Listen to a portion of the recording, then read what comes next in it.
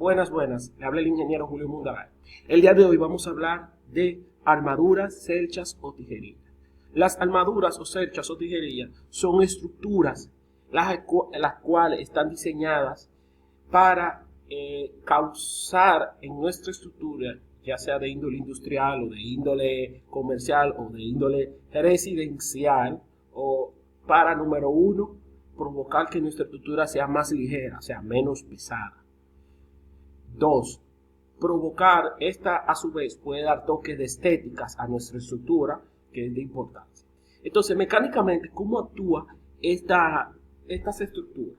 Si observamos, por ejemplo, este caso donde estoy señalando con el mouse, esta estructura metal, esta tijerilla, o cercha o armadura, como se diga, esta estructura mecánicamente se transfiere bajo una carga al nudo, una carga P al nudo.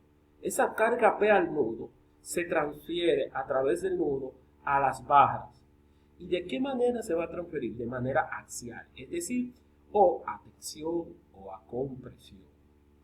Ejemplos clásicos, por ejemplo, en el sector de la construcción de estas estructuras metálicas, pueden ser metálicas, de madera o cualquier índole, pero mayormente utilizada en el ámbito de estructuras metálicas.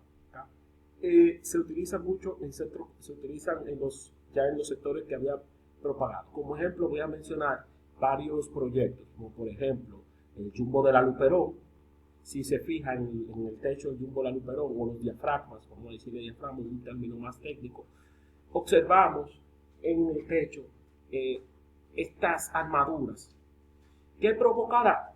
Que primero nos va a dar un toque de rigidización a nuestra estructura, nos va a rigidizar nuestro diafragma, me va a provocar que nuestro diafragma no se flexe tanto, me va a provocar que se me rigidice, y a la vez va a provocar que nuestro diafragma sea más ligero que el cual sin esta hubiesen sido diseñados. Aquí abajo, donde estoy mostrando aquí en esta imagen, vemos diferentes tipos de armadura. Vemos la armadura tipo Pratt, la tipo Howe, la tipo Fint. Y una de las cosas que yo puedo destacar en esta armadura es, para que sea estable, que si se fijan, internamente, donde estoy señalando, siempre tienen que tener una figura triangular. Es importante que las cerchas o armaduras tengan una figura triangular, porque el triángulo le va a dar una estabilidad. Si una cercha no compone internamente triángulos, la cercha no es estable y suele pasar a una estructura hipoestática, o sea, una estructura inestable. Continuando con el tenor, vamos a explicar un poco de cómo nosotros vamos a hallar esas fuerzas, y lo vamos a hacer mediante el método de nodo. Es decir, en este capítulo hablaremos de dos métodos: el método del nodo y el método del seccionamiento. El método de los nodos lo que nos hace hacer es, nosotros como una viga normal, nosotros vamos, como habíamos explicado atrás en el capítulo de vigas, nosotros lo que hacíamos era que determinábamos si era hipoestática, isoestática o hiperestática.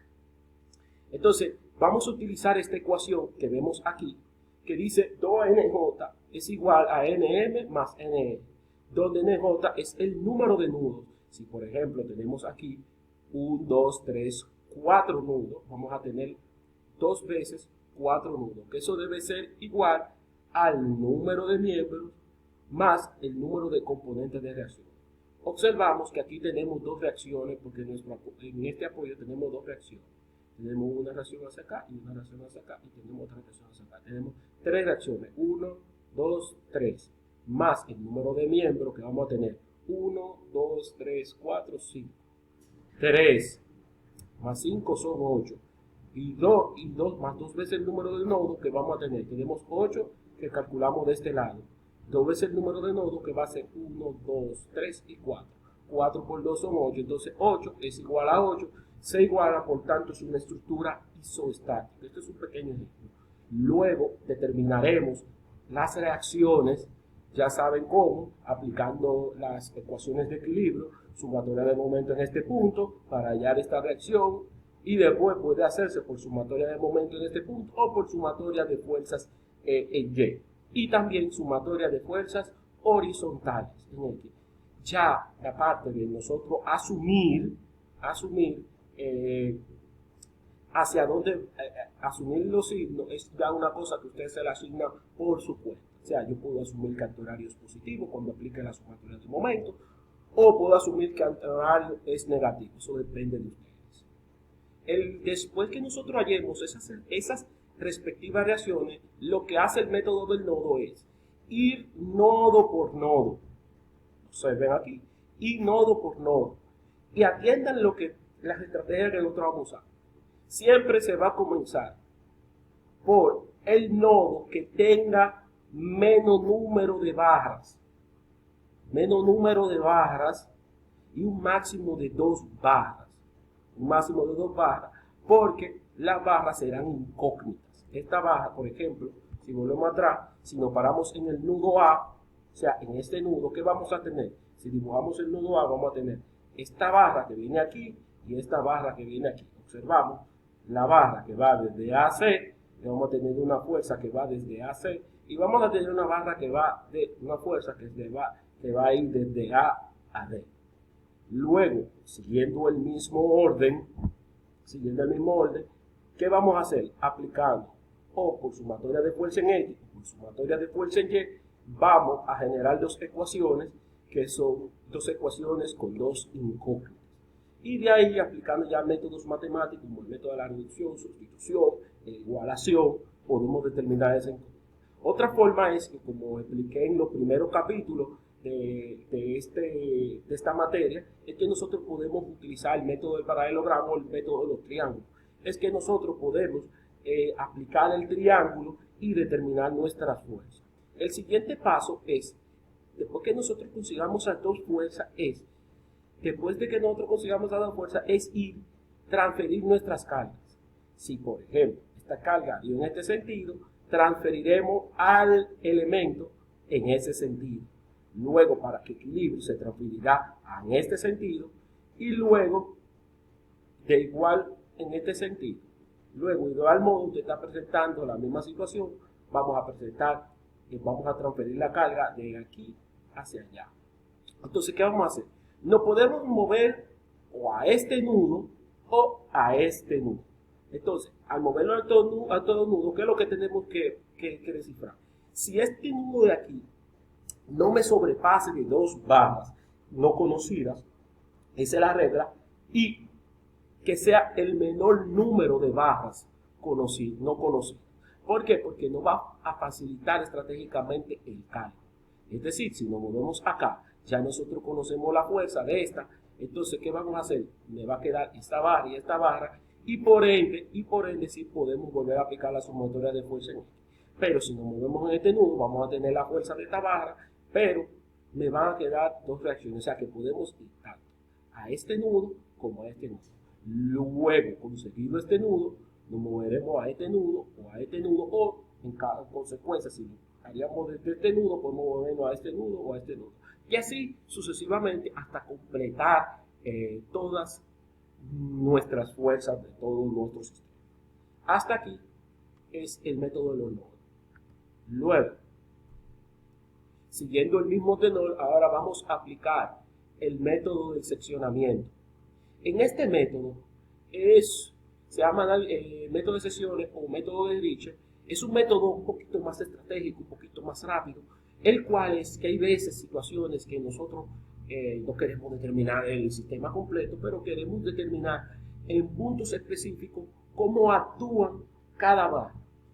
¿Qué vamos a hacer? Nosotros vamos a analizar de igual manera como analizamos nuestras reacciones en el paso anterior, determinando si es isostática, hiperestática, buscando el número de reacciones, pero a diferencia, nosotros vamos a cortar en un punto X de la armadura, en una zona X. Y entonces cuando cortemos en una zona X, la estrategia va a ser igual, va a ser la siguiente. Número 1 es que cuando cortemos, yo tengo que por lo menos generar estratégicamente 3 reacciones, 1, 2, 3, y que por lo menos esas 3 reacciones que tenga ahí, hay 2 que estén en un mismo punto. ¿Para qué? Para que cuando yo aplique momento en ese punto, solamente me quede una reacción y pueda determinar esa reacción y puedo localizar. Ejemplo, si observamos en este ejemplo, él seccionó en N, se seccionó en N, se hizo el corte y se reescribió la ecuación. Observamos, se reescribió con la armadura de este lado y vamos a tener la fuerza que va desde aquí a aquí, de B a D, y la fuerza que va, de B a E, y la fuerza que va desde B a D. Luego, y que también se escribió la fuerza que va desde C a E. Si observamos y redibujamos, vamos a tener la carga P1, carga P, y entonces en ese nudo vamos a tener la fuerza de B a D, la fuerza de B a F, y la fuerza, y esta fuerza que va aquí. Luego, ¿qué vamos a hacer? Vamos a aplicar el momento en este punto y vamos a hallar esta reacción. Luego, hallado esta reacción, vamos a determinar las reacciones que nos quedan. En caso de que sea competente hacer de nuevo el corte, cortaríamos en otro punto de esa armadura, o si no, a partir de esta fuerza ya encontrada, podemos aplicar el método de los nodos, si queremos. Podemos aplicar el método del nodo y conseguir las fuerzas cercanas que nosotros querramos. Este es un método estratégico, es un método que nos da cierta facilidad y cierta velocidad para casos puntuales. Espero que hasta aquí le haya gustado.